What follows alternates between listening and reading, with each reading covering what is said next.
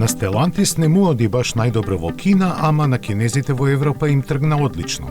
Затоа и согледувајќи ги можностите и опциите за иднината, раководството на компанијата одлучи да инвестира во Leapmotor. Не случајно, бидејќи младиот кинески производител, основан во 2015-та, покажа голем потенцијал.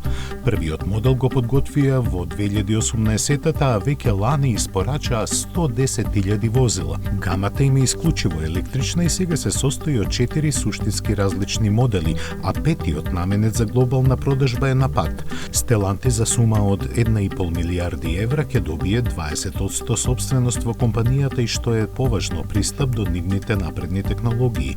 Исто така договорено и формирање заедничка компанија за интернационална продажба на возила на Leap Motors, чиј прв човек ќе биде назначен од страна на Stellantis.